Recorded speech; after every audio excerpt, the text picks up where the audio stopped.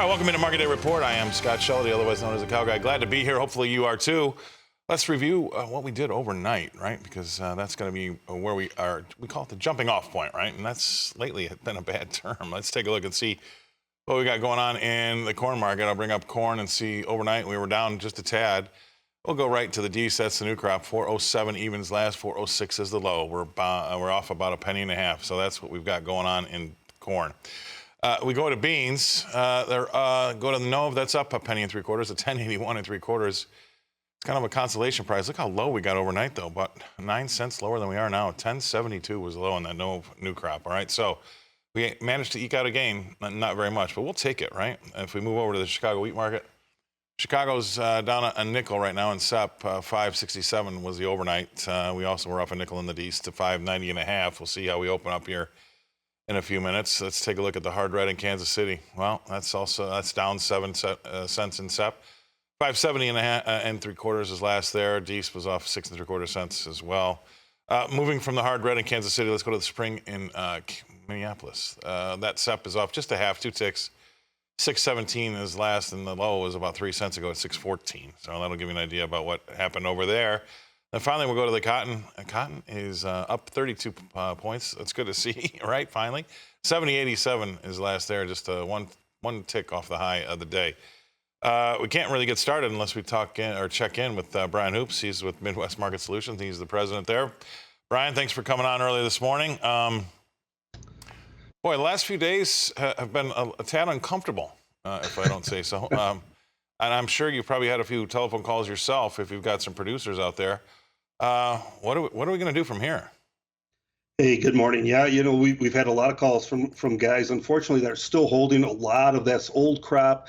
Haven't done much sales for new crop corn, soybeans, or wheat this year. Looking to know what to do now that the prices have fallen like they have. And there's really no magic answer. The best thing you can tell them, I think, at this point, is basis levels remain really tight, and it's not a sign that there's not the crop out there. It's a sign that nobody else is selling. And so now maybe it's time to convert that to cash if you have to, sometime here in the next 30 to 60 days. It might be time to do that now, convert it to cash while the basis is tight. And if you want to be bullish, re-own it on paper, because there's not anything really on the horizon that suggests we're going to turn this boat around and move in the other direction. The Friday's supply and demand report looks to be a little bearish on the surface.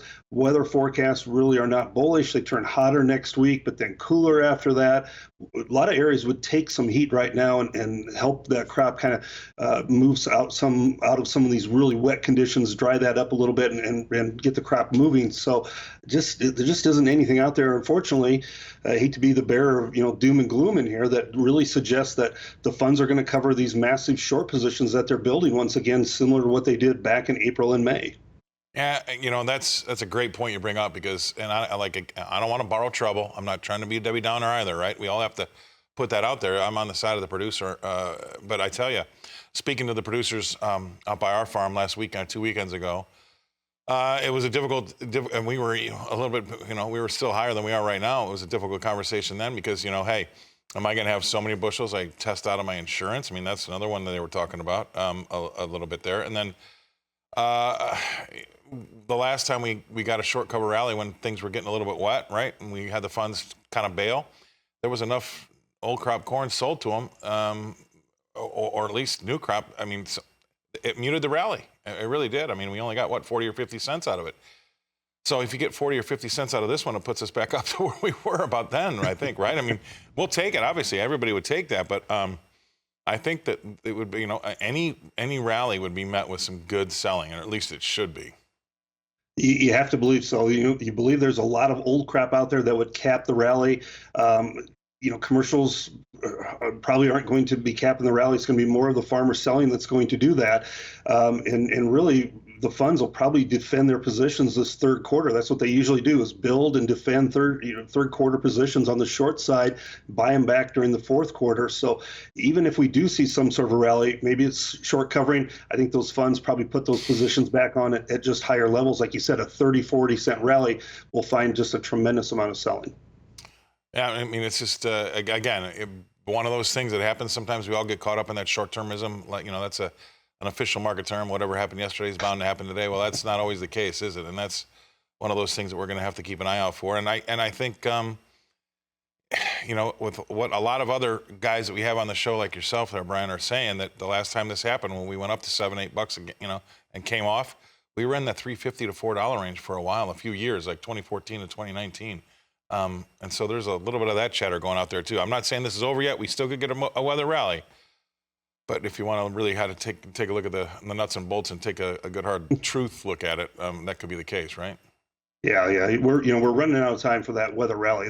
There can be, some sort of weather rally, some adversity at the end of the growing season when we're filling soybean pods and we want that ear fill. But as we go through pollination, there's a lot of the corn crop that is going through pollination right now. Weather is really good, a lot of moisture.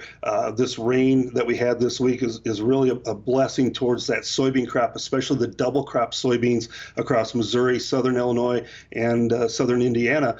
Those double crop soybeans, this could give them a lot of yield potential, and that would hurt the national average. It would certainly improve the average hurt soybean values as we go, into the rest of this year. So, yeah, we're just running out of time for that weather hope or that weather-related rally. All right, we're going to go away and kind of regurgitate that, I guess, and then we're going to come back and talk more with Brian Hoops about the livestock this time around. We'll be right back right after this. All right, welcome back. Now it's time to talk about what the livestock did yesterday. All right, let's give us an idea about where we might be starting off today. They pulled the rug out from underneath us. That's all I'm going to say. It was steady a little bit better until it wasn't.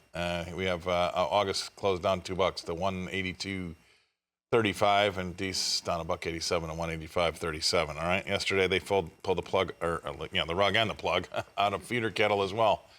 $3.45 lower there on the close to 255.72 in August. November down $3.37 to 257.12. So there you go. They really did it. And then finally, let's take a look at lean hogs. Maybe not. Oh, there we go. Lean hogs finally got it to light up on it. Let's go. August is down $1.12 to 88.40. These down $1.90 to 63.82. Let's bring him back in. Brian Hoops, Midwest Market Solutions. Brian, they sure did pull the rug out from underneath us yesterday. It was steady a little bit better until it wasn't. All of a sudden, it was $4 lower. Yeah, it was a big turnaround in the cattle market, and I guess I should have said this in the first segment about soybeans. There was one bright spot this morning. There was a private sale of soybeans, 132,000 metric tons to China for the new crop marketing season, and that is the first confirmed sale of soybeans for the new crop year to China. So there is a little bit of a bright spot this morning, but I don't know how effective that's going to be. As far as the cattle goes, there was just a little bit of light trade in the Southern Plains, 188, $2 softer, and this occurred after the futures market broke yesterday. That break in the futures kind of coincided with the midday cutouts coming out. They were down $4 in the choice, and they were confirmed by being that much lower in the afternoon cutouts. This is going to be a tough week for the cutout values as we expand the kills, and we're going to start to see some cash trade. I think both of those start to turn lower, the cutouts, the cash trade, as the demand starts to soften here in the rest of the month of July until we get into that Labor Day buying interest. What's the pre-open look like with the orders in the machine?